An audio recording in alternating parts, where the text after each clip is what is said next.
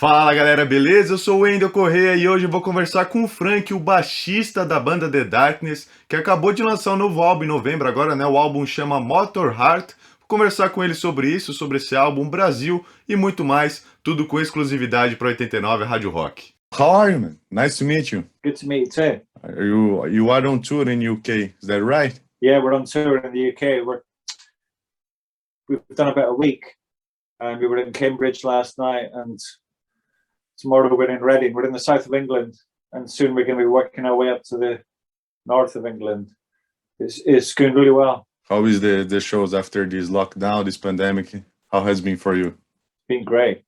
I mean, it's just so grateful to be on stage again, and people are really kind of, the smiles and faces is incredible, and I guess people are buying so much merchandise as well because they're just so appreciative of the whole experience, it feels really good. It's really humbling and really good fun. Yeah, that's great, man. And you are on a day off. What do you enjoy doing on your day off while you are on tour? I enjoy doing interviews on my day off. I know that is not true. No, it's good. I like to talk to people from different parts of the world. I like it to get a flavor of Brazil or Spain or France. It's nice because I like to travel a lot. When I wasn't in the band and when things broke up around 2007, between 2007 and 2011, when the band reformed, I was traveling a lot. I spent quite a lot of time in South America. In fact, I was in Venezuela, Ecuador, Brazil.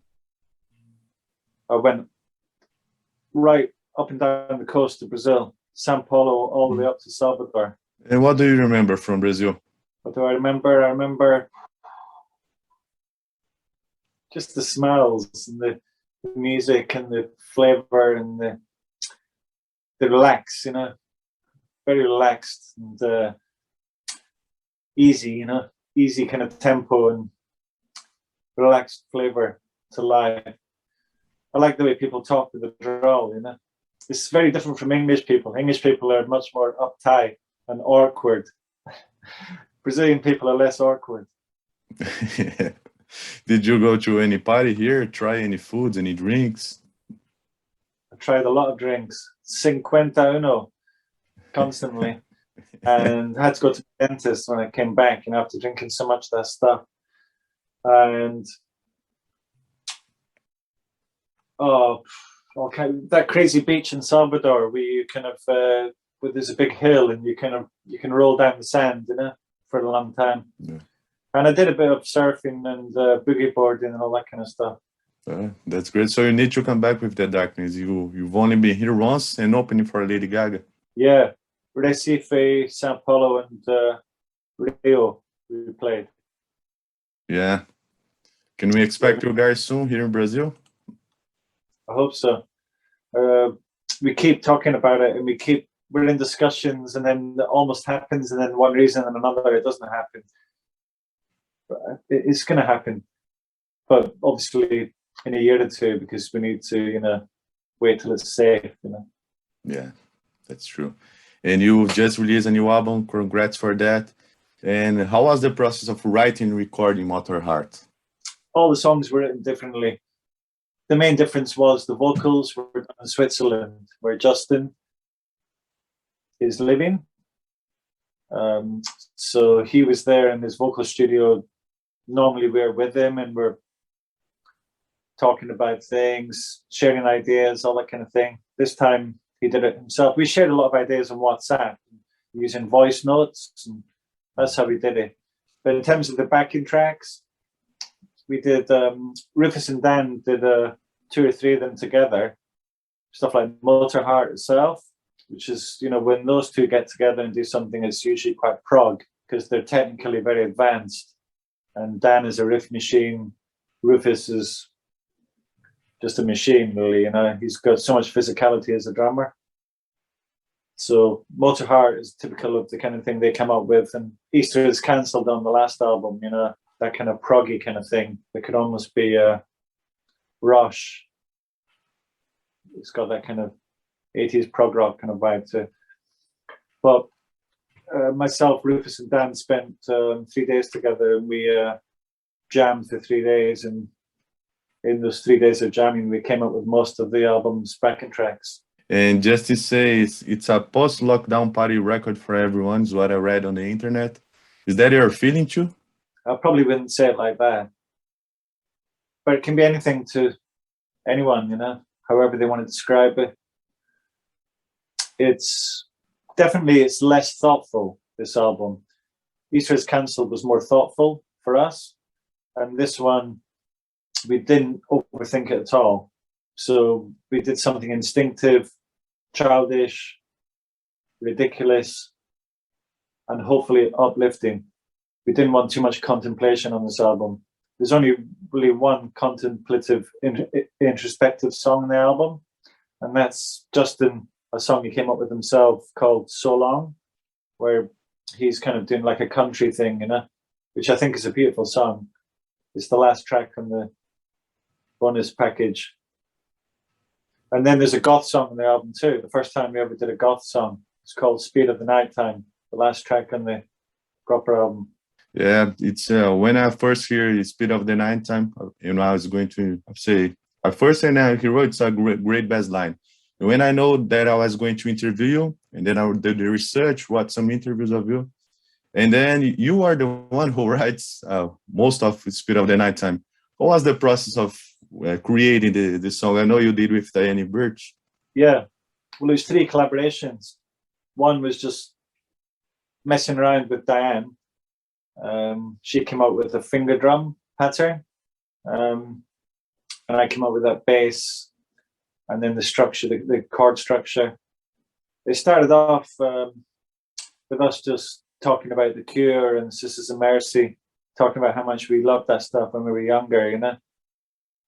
And then we were laughing about what it'd be like to be in a goth band with her on one of those guitars, you know, the keyboard guitar things, and bass, and both with headset microphones. You know, we were thinking about that with the drum machine, and we think it'd be quite funny, like, you know, Andrew Eldritch and Patricia Morrison in the Sisters. So anyway, so we came up with the basic structure, and then I just sent it to the guys. I didn't think the guys would be interested because they normally don't like things where someone else is involved, but Justin really liked it because he's got a soft spot for the Sisters of Mercy.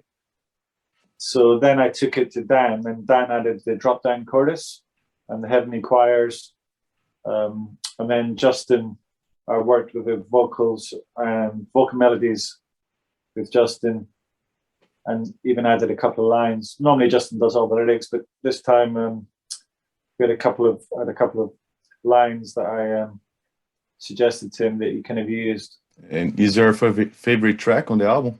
I haven't really got a favorite track, you know. I wouldn't really say that one because that would sound like I was jerking off, you know. My favorite track is probably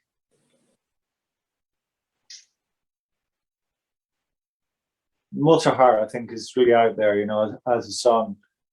It's absolutely ridiculous, and it just doesn't stop. It's just 3.5 minutes of mayhem, you know. And I think Sticky Situations is a powerful ballad. It's going to end really well on this tour. Yeah, Motorheart's a really nice, unpredictable song. When I first heard, I said, "Oh my God, where they are going with this song? It's amazing." Tell me about it. Yeah, I mean, it's unpredictable. Even for me, playing the tour, I played it like 20 times, and I have to remember because there's a lot of really strange timings, which Dan likes to do to confuse everyone and to create this chaotic thing, which I think is great because Justin is a guy who thrives on chaos. So so Dan, his brother, really tries to create backing tracks sometimes that have chaos built into them, you know, constructed chaos, if that doesn't sound too pretentious. I'm really looking forward to hear this song live. You are playing it, right?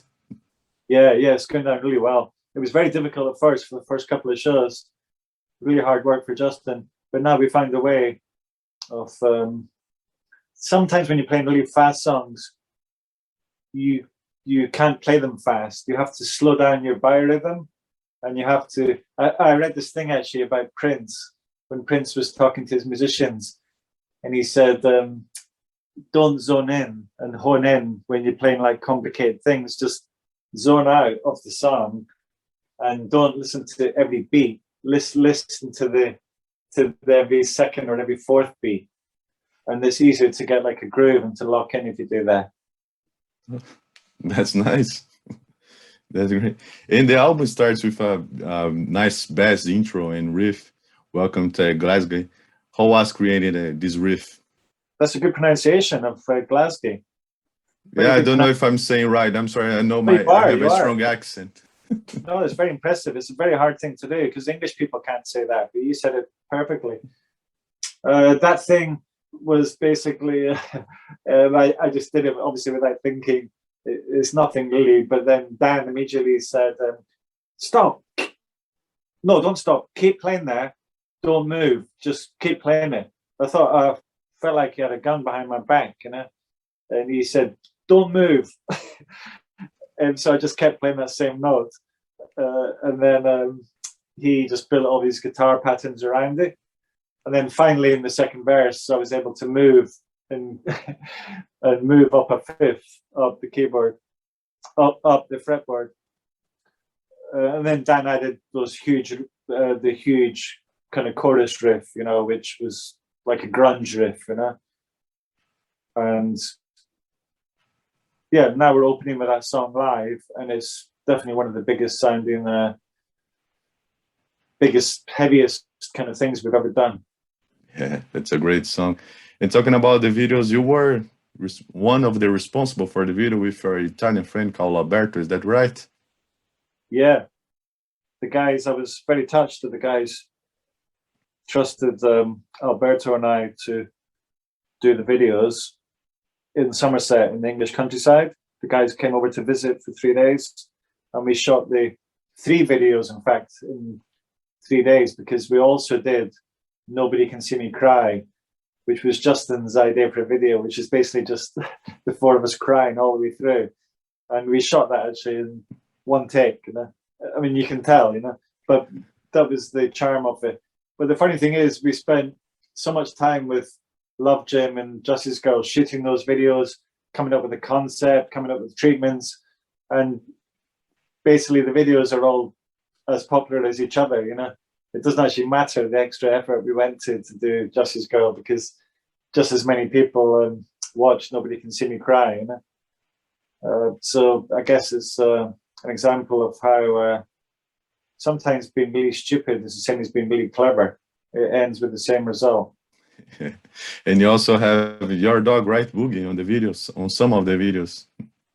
Yeah, Boogie is, I guess you could say, the star of the Justice Girl video. Some people say that she is actually Justice Girl. That could be the message of the video or the ending. It depends on your interpretation. Really appreciate the interview. I hope I have more time to talk with you, man.